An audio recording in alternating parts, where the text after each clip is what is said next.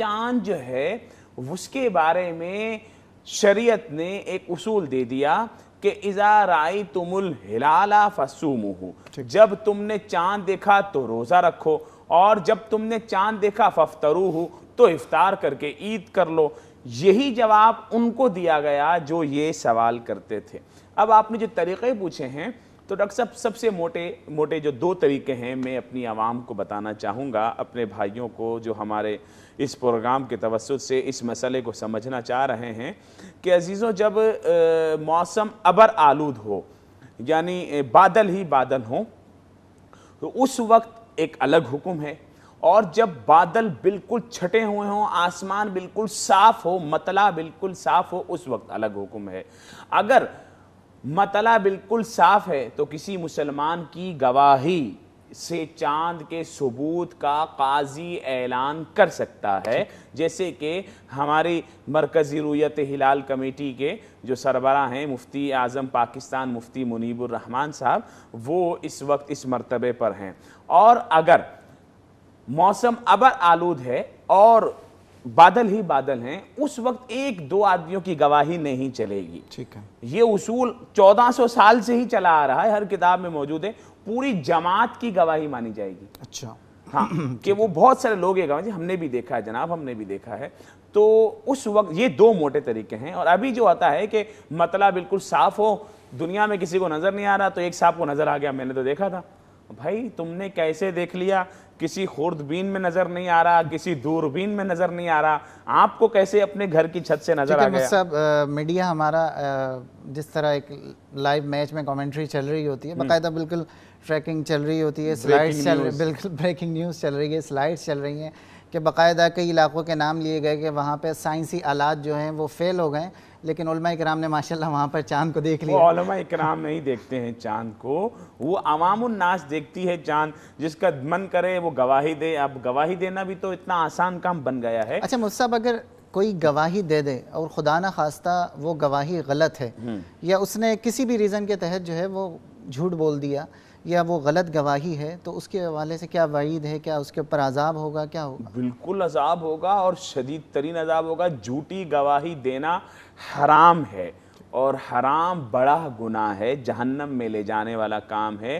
بالفرض اگر کسی شخص نے جھوٹی گواہی دی تو جو قاضی اسلام کا کام ہے نا، وہ جو کمیٹی بیٹھتی ہے، اس کا کام یہ ہے کہ اس کی گواہی کو اصولوں پر پرکھیں، شرائط پر کیسے پرکھیں کہ بھائی تم نے کب دیکھا، کیسے دیکھا، کس حال میں تھا، کس طرف تھا۔ مطلب اب وہ چاند اس طرف ہو ہی نہیں، اس کو نظر ادھر آ رہا ہے، اور چاند جو ہے سائنسی حساب سے ان کے حساب سے ہونا اس طرف چاہیے۔ چاند کی پیدائش کے گھنٹے، ہماری اتنی جدید ترین ابھی معاملات ہیں، وہ بتا موسمیات کے لوگ بتا دیتے ہیں بھائی چاند اتنے گھنٹے کے لیے پیدا ہوگا، اس طرف ہوگا۔ اب اس طرف نظر ہی نہیں آئے کسی کو، جناب اس طرف چاند نظر آ رہا ہے جہاں پر ہو ہی نہیں سکتا ہے چاند، تو یہ اس سے کراس کویشچن کیے جائیں گے۔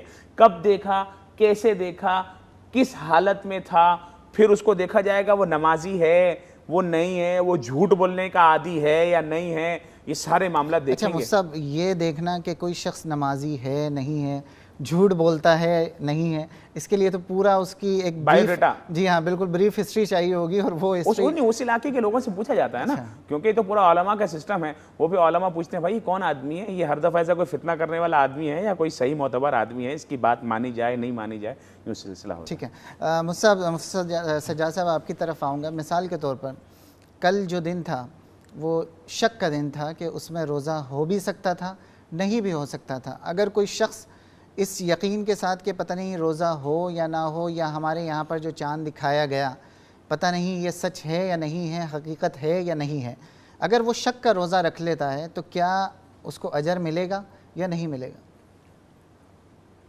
بسم اللہ الرحمن الرحیم۔ دیکھیں، جو شک کے روزے ہوتے ہیں اس میں احادیث مبارکہ میں نبی کریم صلی اللہ علیہ وسلم نے ممانعت فرمائی ہے، اور ایسے لوگوں کے لیے حضور سید عالم صلی اللہ علیہ وسلم نے وعیدیں بھی ارشاد فرمائی ہیں۔ ایسا روزہ رکھنا ناجائز اور حرام ہے، ایسے روزے سے بچنا چاہیے۔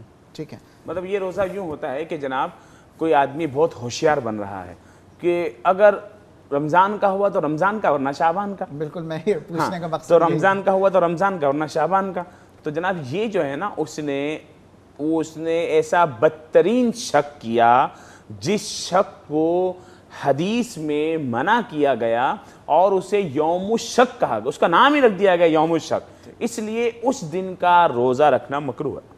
ٹھیک ہے. اچھا مصعب, رمضان المبارک اس کے حوالے سے حدیث مبارک میں ملتا ہے کہ اس میں جو روزے رکھے جاتے ہیں اس کا اجر اللہ رب العزت دیا کرتا ہے. جی جی. یعنی عام اگر کوئی عبادت مل رہی ہے تو اس میں 70 سے لے کے 700 گنا تک جو ہے اضافہ ہو جاتا ہے, اس میں برکتیں مل رہی ہیں, فضیلتیں مل رہی ہیں. لیکن روزوں کے حوالے سے اسپیشلی بتایا گیا کہ اس کا اجر اللہ رب العزت دے گا. جی جی. اب رمضان کے علاوہ بھی روزے رکھے جاتے ہیں, مثلا عید کے بعد جو ہے وہ 6 روزے رکھے جاتے ہیں. اسی طریقے سے محرم میں روزے رکھے جاتے ہیں, وہ بھی حدیث مبارک سے ثابت ہے. ربیع الاول میں روزے رکھتے ہیں, 15 شعبان کو روزے رکھے جاتے ہیں. تو کیا ان روزوں میں اجر بھی اسی طریقے سے ملتا ہے یا ان روزوں میں اجر زیادہ ملے گا؟ اللہ اکبر کبیرہ.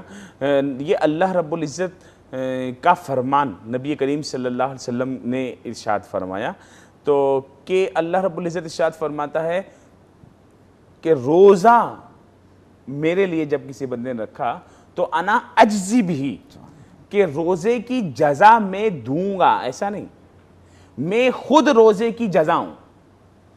مطلب میری خوشنودی میرا وہ بندہ حاصل کر لیتا ہے. کون سا بندہ؟ جو روزے دار ہوتا ہے. تو روزہ میرے لیے ہے اور میں روزے کی جزا ہوں.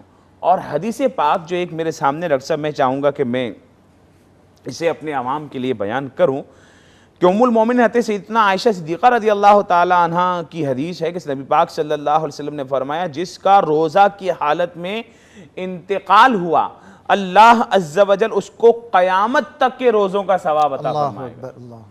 کتنی خوش نصیبی کی بات ہے. اور ہماری بد نصیبی یہ ہے کہ جب کوئی مر رہا ہوتا ہے روزے دار, اس کے منہ میں پانی ڈال رہے ہوتے ہیں, اس کو پانی پلاؤ تاکہ مر ہی رہا ہے تو پانی پی کے روزہ توڑ کے مرے. تو ایسا نہیں کرنا چاہیے. جب کسی کو طبیب حاذق نے, ڈاکٹر نے کہا کہ بھئی یہ روزہ نہ رکھے, تو اسے ویسے ہی روزہ نہیں رکھنا چاہیے. ہاں اگر کسی شخص نے روزہ رکھا اور اب پتہ ہے کہ جناب اس کا آخری وقت قریب ہے, اس کے منہ میں پانی نہیں ڈالنا چاہیے. کیوں؟ حدیث پاک میں کیا آیا کہ ایسا شخص جو روزے کی حالت میں مرا, اللہ رب العزت اسے قیامت تک کے روزوں کا ثواب عطا فرمائے گا. ٹھیک ناظرین, پروگرام میں وقت ہوا ہے ایک مختصر سے بریک کا. ہم امید کرتے ہیں آپ ہمارے ساتھ ہی رہیں گے. انشاءاللہ العزیز ملتے ہیں مختصر سے بریک کے بعد.